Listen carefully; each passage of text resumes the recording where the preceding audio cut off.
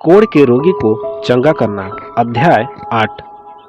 जब वह उस पहाड़ से उतरा तो एक बड़ी भीड़ उसके पीछे हो ली, और देखो, एक कोढ़ी ने पास आकर उसे प्रणाम किया और कहा, हे प्रभु, यदि तू चाहे तो मुझे शुद्ध कर सकता है। यीशु ने हाथ बढ़ाकर उसे छुआ और कहा, मैं चाहता हूँ, तू शुद्ध हो जा। और वह तुरंत कोढ़ से शुद्ध हो गया। यीशु ने उससे कहा, देख, किसी से न कहना, परंतु जाकर अपने आप को याजक को दिखा, और जो चढ़ावा मूसा ने ठहराया है उसे चढ़ा, ताकि लोग के लिए गवाही हो। एक सूबेदार का विश्वास।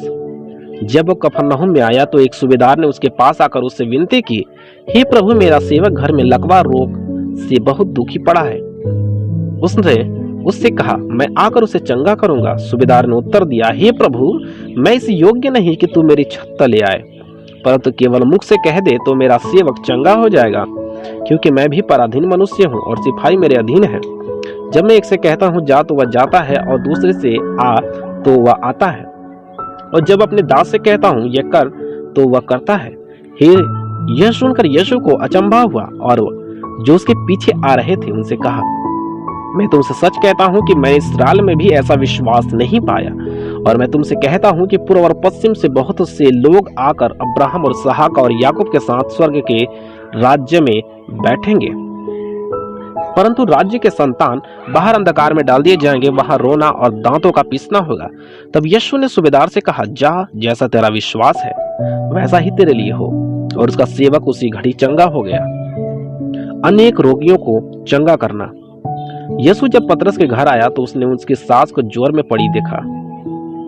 उसने उसका हाथ छुआ और उसका ज्वर उतर गया, और वह उठकर उसकी सेवा करने लगे। जब संध्या हुई तब वे उसके पास बहुत से लोगों को लाए जिनमें दुष्टात्माएं थी, और उसने उन दुष्टात्माओं को अपने वचन से निकाल दिया और सब बीमारों को चंगा किया, ताकि जो वचन यशायाह भविष्यद्वक्ता के द्वारा कहा गया था वह पूरा हो। उसने आप अपनी दुर्बलताओं को ले लिया और हमारी बीमारियों को उठा लिया। यीशु का शिष्य बनने का मूल्य। यीशु ने जब अपने चारों ओर एक बड़ी भीड़ देखी तो झील के उस पार जाने की आज्ञा दी। तब एक शास्त्री ने पास आकर उससे कहा, हे गुरु, जहां कहीं तू जाएगा मैं तेरे पीछे हो।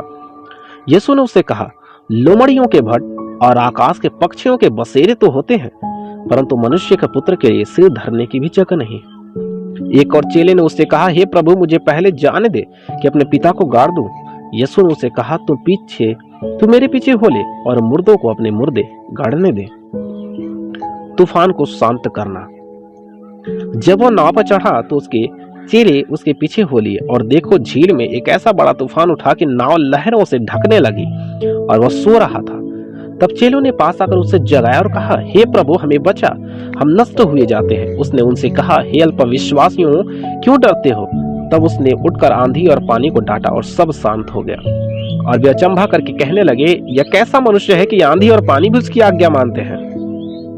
दुष्टात्मा ग्रस्त मनुष्यों को चंगा करना। जब वो उस पार गदरेनियों के देश में पहुंचा तो दो मनुष्य जिनमें दुष्टात्माएं थी कब्रों से निकलते हुए उसे मिले। वे इतने प्रचंड थे कि कोई उस मार्ग से जा नहीं सकता था। उन्होंने चिल्लाकर कहा, हे परमेश्वर के पुत्र, हमारा तुझसे क्या काम? क्या तू समय से पहले हमें दुख देने आया है?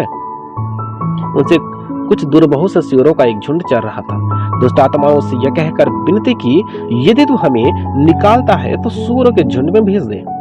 उसने उनसे कहा, जाओ, और वे निकलकर सूअरों में बैठ गए। और देखो, सारा झुंड कड़ाके पर से झपट कर पानी में जा पड़ा और डूब मरा। उनके चरवाहे भागे और नगर में जाकर ये सब बातें और जिनमें दुष्टात्माएं थी उनका सारा हाल कह सुनाया।